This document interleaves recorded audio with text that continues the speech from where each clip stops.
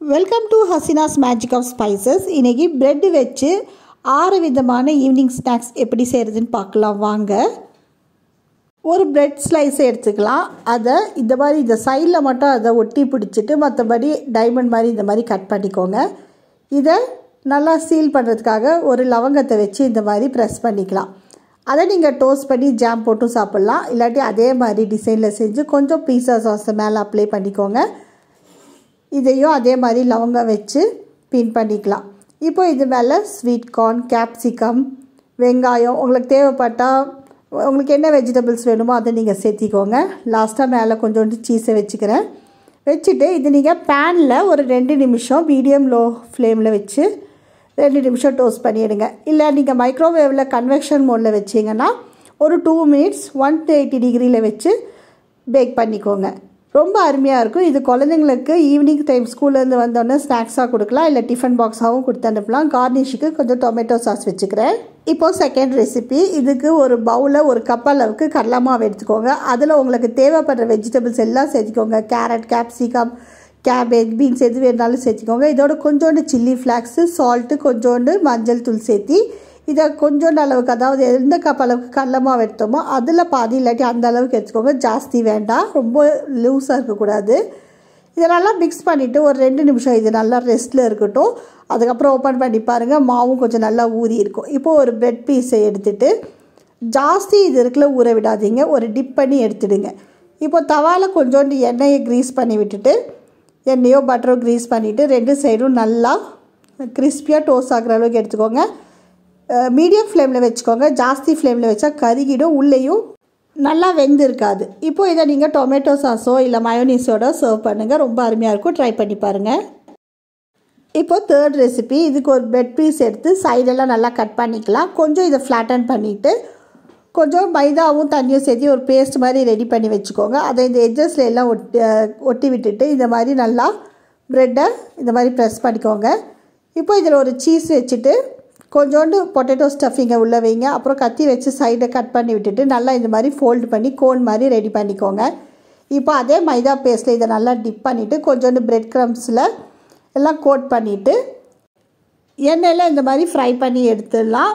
இதுவும் evening time ஸ்நாக்ஸாக குழந்தைங்களுக்கு கொடுத்து, இல்லாட்டி ஒரு வீக்கெண்டில் சண்டே ஜாலியாக என்ஜாய் பண்ணுறதுக்கு இந்த மாதிரி ஸ்நாக்ஸ் ட்ரை பண்ணி பாருங்கள். ரொம்ப அருமையாக இருக்கும், கண்டிப்பாக ட்ரை பண்ணி பாருங்கள். பார்க்க அட்ராக்டிவாக இருக்கிறதுக்காக டொமேட்டோ சாஸை இந்த மாதிரி கார்னிஷ் பண்ணிடலாம். கண்டிப்பாக இந்த ரெசிபியை ட்ரை பண்ணி பாருங்கள்.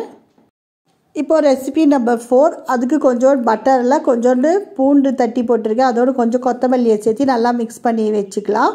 மிக்ஸ் பண்ணிவிட்டு இப்போது ஒரு பீஸ் ஆஃப் ப்ரெட் எடுத்துகிட்டு அது மேலே நல்லா அப்ளை பண்ணி விட்டுடலாம். அப்ளை பண்ணி விட்டுட்டு இதே மாதிரி கட் பண்ணிக்கோங்க. இந்த டிசைனில் கட் பண்ணிக்கோங்க. கட் பண்ணிவிட்டு இப்போது இது ஒரு ஃப்ளவர் டிசைன் வரும் பார்த்தீங்களா, இந்த மாதிரி ஒரு ஃப்ளவர் டிசைனில் இதை நல்லா இந்த மாதிரி டோஸ்ட் பண்ணிக்கலாம். நீங்கள் இப்படியே இதை டோஸ்ட் பண்ணி எடுத்தாலும் அருமையாக இருக்கும். இல்லாட்டி உங்களுக்கு வேணும்னா ஏதாச்சும் வெஜிடபிள்ஸ், சீஸு, அப்புறம் பீஸா சாஸு, கொஞ்சோண்டு சில்லி ஃப்ளாக்ஸ் எல்லாம் மேலே தூவி விட்டுட்டு இதை நீங்கள் மைக்ரோவேவில் 180 டிகிரி செல்சியஸில் ஒரு 2 to 3 மினிட்ஸ் பேக் பண்ணுங்கள். இல்லாட்டி பேனில் ஒரு 2 மினிட்ஸ் to 3 மினிட்ஸ் மீடியம் ஃப்ளேமில் வச்சு மூடி போட்டு டோஸ்ட் பண்ணி எடுங்க. இது ரொம்ப அருமையாக இருக்கும். இதுவும் குழந்தைங்களுக்கு ஈவினிங் டைம் ஸ்நாக்ஸாவோ ஸ்கூல் டிஃபன் பாக்ஸ் கொடுத்து அனுப்ப ரொம்ப அருமையாக இருக்கும். கண்டிப்பாக ட்ரை பண்ணி பாருங்கள். Recipe number 5.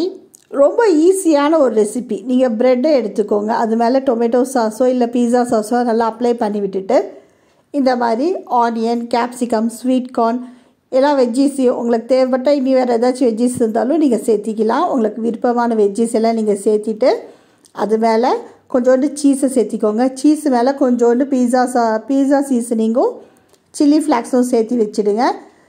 தூவி விட்டுட்டு இப்போ இதை நீங்கள் பேனில் வச்சு பேக் பண்ணிக்கோங்க. ரொம்ப அருமையாக இருக்கும். சிம்பிளாக ஒரு பீஸா குழந்தைங்க கேட்டால் இந்த மாதிரி சிம்பிளாக ஈஸியாக செஞ்சு கொடுங்க. ரொம்ப அருமையாக இருக்கும். கண்டிப்பாக இதை நீங்கள் ட்ரை பண்ணி பாருங்கள். ரொம்ப அருமையாக இருக்கும். Recipe number 6. ப்ரெட் பொட்டேட்டோ கட்லெட்டுங்க. இதுக்கு ப்ரெட் பீஸும் பொட்டேட்டோஸ் இருந்துட்டால் போதும், அருமையான ப்ரெட் கட்லெட் ரெடி ஆகிடும். இதுக்கு ஃபஸ்ட்டு ப்ரெட் பீசஸ் எல்லாம் இந்த மாதிரி உதிர்த்து வச்சுக்கோங்க. கொஞ்சம் பொட்டேட்டோ நல்லா வேக வச்சு அது நல்லா மசிச்சுட்டு அதில் வெங்காயம், கொத்தமல்லி, தேவையான மசாலாஸ் எல்லாம் சேர்த்திக்கோங்க. சேர்த்திட்டு இதோட உதிர்த்து வச்சுருந்த ப்ரெட்டையும் சேர்த்தி நல்லா மிக்ஸ் பண்ணிடலாம். மிக்ஸ் பண்ணிவிட்டு உங்களுக்கு என்ன ஷேப்பில் வேணுமோ அந்த ஷேப் கொடுத்துடுங்க. இப்போது பிரெட் க்ரம்ஸில் கொஞ்சோண்டு கொத்தமல்லியும் சீசனிங்ஸ் எல்லாம் சேர்த்துக்கோங்க. கொஞ்சம் உப்பையும் சேர்த்து நல்லா மிக்ஸ் பண்ணி வச்சுக்கோங்க. இப்போ கொஞ்சோண்டு கார்ன்ஃப்ளவர் மாவும் அதில் கொஞ்சம் தண்ணி சேர்த்து இந்த மாதிரி பேஸ்ட் மாதிரி ரெடி பண்ணி வச்சுடுங்க. அதில் அதை டிப் பண்ணி இந்த பிரெட் க்ரம்ஸை ரோல் பண்ணி வச்சுட்டு எண்ணெயில் ஃப்ரை பண்ணி எடுங்க. ரொம்ப அருமையான ஈவினிங் ஸ்நாக்ஸாக இருக்கும். கண்டிப்பாக ட்ரை பண்ணி பாருங்கள்.